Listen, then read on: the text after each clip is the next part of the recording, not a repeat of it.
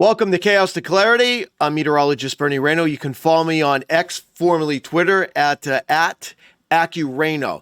Everything's on track with this tropical wave that we were tracking since last week. We did a video on this on Monday, and we talked about that there was going to be two hurdles. If this system can overcome the dry air in the Atlantic, which it did, but then the biggest hurdle is going to be what I call the graveyard of the Atlantic Basin, Hispaniola. Take a look at the satellite here. We'll put this on the full. So let me put it on the full so you can see it better here. All right. Listen, there's a big cluster of thunderstorms with this, no doubt. This looks much better than it did look on Monday when there was absolutely no convection. But the problem is it's an elongated area of showers and thunderstorms. And here's why. It is impacting now the mighty island of Hispaniola. And I talk about Hispaniola a lot as the graveyard of the Atlantic Basin here, and I want to show you why. This graphic pretty much shows it. Look at these mountains in the central part of Hispaniola. This is Pico Puerta. This is over 10,000 feet. In fact, this mountain range here in Hispaniola, which covers the eastern part of Haiti and also in the western Dominican Republic, is the highest elevations in the Caribbean and the Antilles, at 16th highest across the world at over 10,000 feet. And almost 30% of Hispaniola is above 1,500 feet. So there's a lot of elevation with these systems as they come in toward Hispaniola, and this severely disrupts the circulation. Now, a track to the north actually wouldn't be as detrimental as a track over or off to the south. And listen, I'm not sure we know exactly where the center of circulation is, but certainly this is having a huge impact on this system right now. The center of circulation, according to the Hurricane Center, is over Hispaniola now. Now, here's what I've learned in my 34 years of forecasting tropical systems here. These systems that come through Hispaniola, it's like a paper shredder.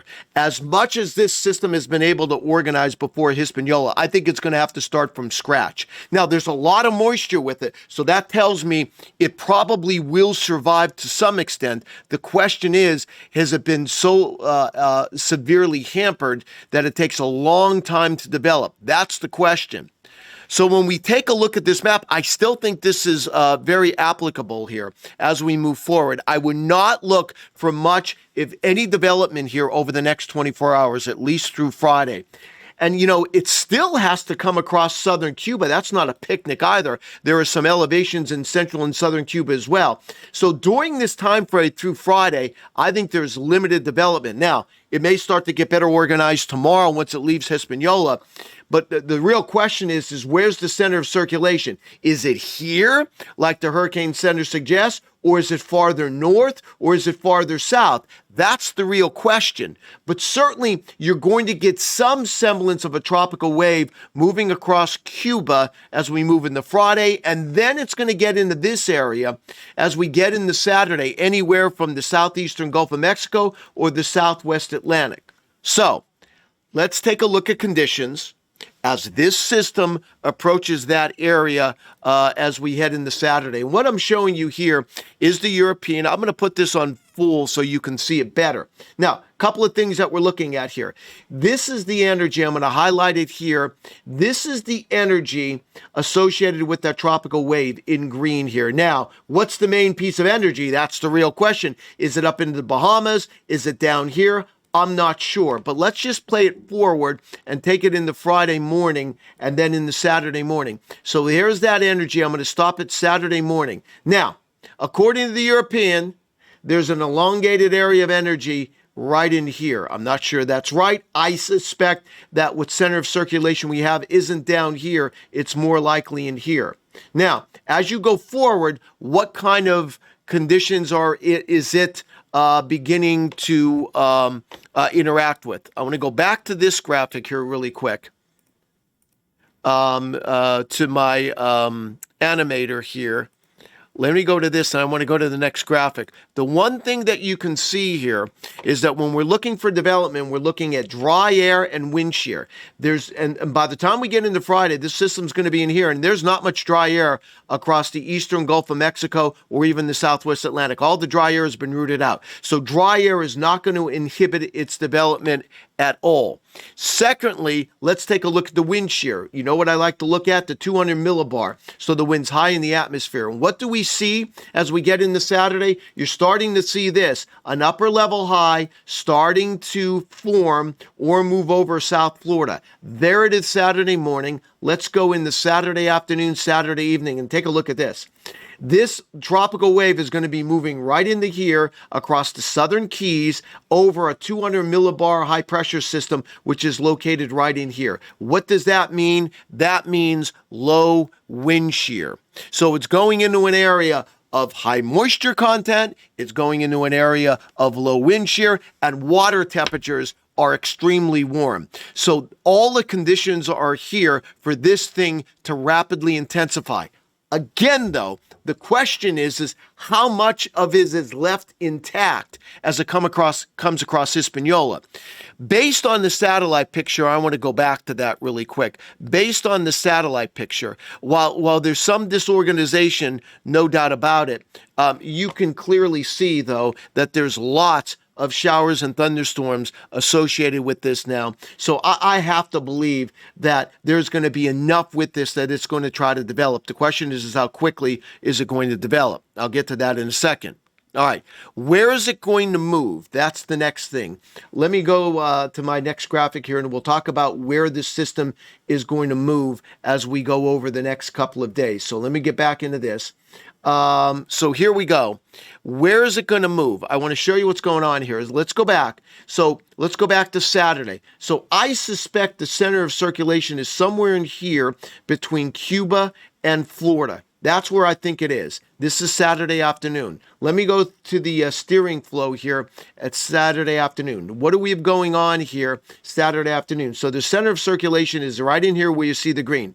I see a big area of high pressure here near Bermuda, and then you have this dip in the jet stream. Now, remember, winds around high pressure are clockwise. So in the steering flow, I think the steering flow is more southerly than it is coming in out of the southeast. So a lot of the modeling is pushing this system along the west coast of Florida. In fact, some of the modeling had it all the way across the central Gulf Coast states. I don't personally believe that.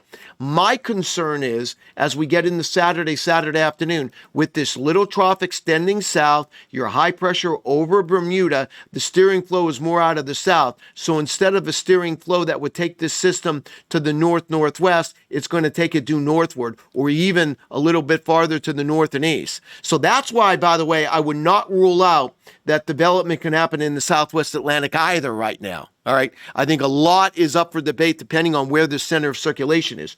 But certainly you see a southerly steering flow as we get into Saturday.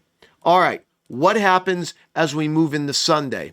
Well, this is Sunday morning. Couple of things going on here. Your upper level high, let me go back to that here really quickly. Sunday morning, let's say Sunday afternoon. So you have this area of high pressure here, right? The trough axis is lifting to the north. So that tells me the wind flow or the steering flow is starting to weaken. And my concern is, while there's a northerly push or maybe a north-northwest push, then the steering flow becomes very light. So the concern is that you have a developing tropical system, depending on what's left of this system as it gets out of Hispaniola, and it begins to stall across Florida as we get into Sunday and Monday. And even notice what happens when I continue to show the flow here as we get into Sunday night, Monday. You know, you really don't have a lot of steering flow at all in this area. Now, modeling is suggesting that this is going to take a track like this. I could see it like this. I could see it like this. I don't see something that gets into the central Gulf Coast states. I don't believe that. I think this is going to be Florida. The question is how quickly is it going to strengthen? And remember, Hispaniola is going to severely limit this system. It's going to have to start from scratch. Now, it does have a lot of moisture with it, no doubt about it. And regardless, there's going to be heavy rain in Florida beginning Sunday night into Monday. The question is what's going to happen with this? I believe that there's going to be enough left with this, even though it's going to have to start from scratch. There's sufficient moisture, there's low wind shear, and the water temperatures here in the eastern Gulf of Mexico are exceptionally warm. And I can tell you from my 34 years experience, when systems get in this part of the Gulf of Mexico, they explode. So I expect this, while it's going to be poorly organized, I think we're going to be looking at least a tropical depression, if not a named storm, probably a tropical storm, as this gets off the south coast of Florida as we move into Sunday night and Monday. And then I think it's going to be moving this way across the Florida Peninsula north, and then eventually it's going to be moving to the northeast. The question is, does it have enough time to become a hurricane? I'm not sure about that. But I do think at the very least this will be a tropical depression, if not a tropical storm, Sunday into Monday, and it's going to produce some heavy rain in Florida. And then we'll see as we go forward. But really, the big questions, again, is what is left of this system as it comes across or leaves Hispaniola tonight and then moves across southern and central Cuba as we go into tomorrow. That's the question. All right, I want to leave you this. This is a bit of a timing forecast with how this system is going to be impacting Florida. Let me go back to that. We'll go to the satellite. And again, let me go to this graphic. Here is the timeline of this as we move forward. So we're looking at that developing tropical system. It is going to be very weak, but it has a lot of moisture with it. It's going to be moving across Florida as we move in the Saturday night, Sunday. I think it's going to take a track similar to this. I could see it a little farther west or a little farther east, somewhere in here. This is going to be the track as we move forward. I don't believe you're going to be looking at a track taking this toward the central Gulf Coast states or all the way in toward the west coast of Florida. I don't believe that. I think these are the main tracks. I think there's going to be enough with it that it's at least a tropical depression, if not a tropical storm. And what we're really going to be looking for is the strength for the risk for flooding. Now, the wind becomes an equation, basically how much, depending on how much this is going to strengthen. But I think in Florida, you have to be prepared for at least a tropical storm. At least a tropical storm with flooding as we get in the Saturday, Sunday, Monday, into Tuesday as that system slows. And that is a concern. It could slow and remain across Florida for some time. Of course, if it's across Florida, that would limit its development. That's probably an argument that it would not become a hurricane just because there's some land interaction. But I caution you that you have to be prepared in Florida, because I'm telling you, the water temperatures here off the southwest coast of Florida are very warm. And I've seen time and time again, when tropical systems get in this area, they tend to explode, and they do it quickly. So we have to be on guard for that. But batten down the hatches. You have a tropical system heading your way into Florida. I think the best case scenario, it's a tropical wave and we just get heavy rain, but that's going to cause a problem. That could cause a lot of flooding.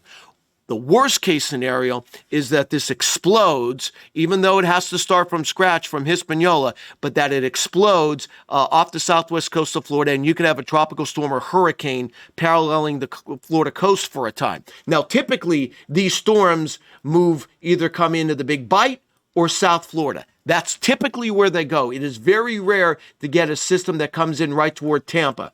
So, more than likely, I think it would do something like this. But again, I can see like this. I could see over here. I don't think you're going to be looking at a storm this far west in toward the Florida Panhandle or the central Gulf Coast states. So again, Florida, batten down the hatches. Heavy rain coming. We could be looking at a tropical storm or even a hurricane impact early next week, so you have to start to get ready. All right, if you have any questions or comments, you can follow me on X. I'm at AccuRaino here. Everybody get ready. This is a difficult forecast. We'll continue to keep you updated. Stay tuned to AccuWeather.com. You can also watch me on the AccuWeather Network as well. And we'll keep you updated on this system.